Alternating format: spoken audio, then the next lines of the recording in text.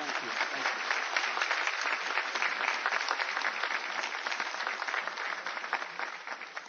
Hello, my name is Arام Ahmeddi, and on behalf of the Southern California Youth Society, I welcome and thank you all for being here. My family and I were forced to leave Iran and come to the United States after the Reign of Terror began in my homeland. I grew up here, and I'm now a third-year university student majoring in political science and international relations. My 24-year-old cousin was executed, and my dad, Mustafa, spent 8 years in prison under torture only for sympathizing with Iran's main opposition, the People's Mujahideen Organization of Iran, the MEK.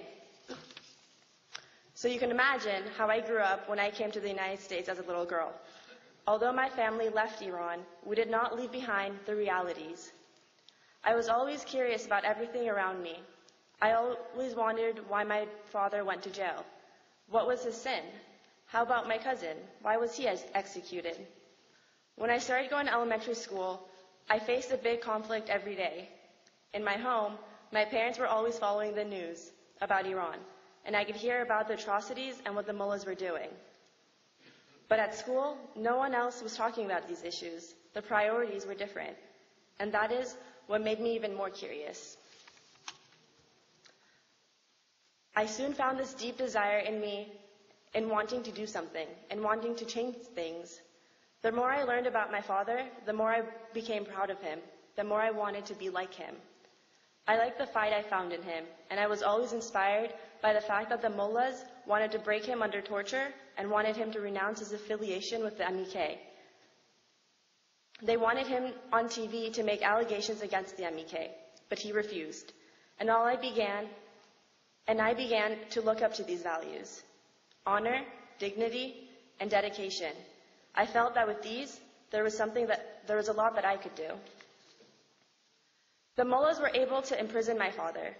They were able to kill my cousin, but they were not able to eliminate their way of life, because they represent a value that is eternal. Ladies and gentlemen, not only did the mullahs not eliminate the MEK, but I am proud to say that I am the third generation of the MEK. We cannot be eliminated.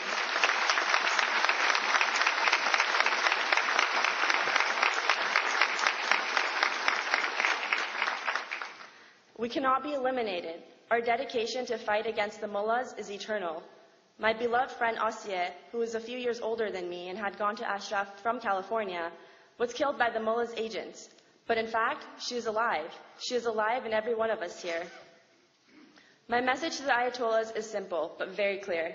Over the years, the courageous, selfless, and brave went across border to Camp Ashraf and devoted their lives to the liberation of Iran and ideal of freedom. These are the Ashrafis, who are now in Liberty prisons. I want the mullahs to know that the youth in Liberty have become today's role models for me and many others like me. They have shown us that no obstacle is insurmountable. This generation's addition to the previous will sweep the Ayatollahs from the political scene of Iran into where they belong, the dustbin of history. At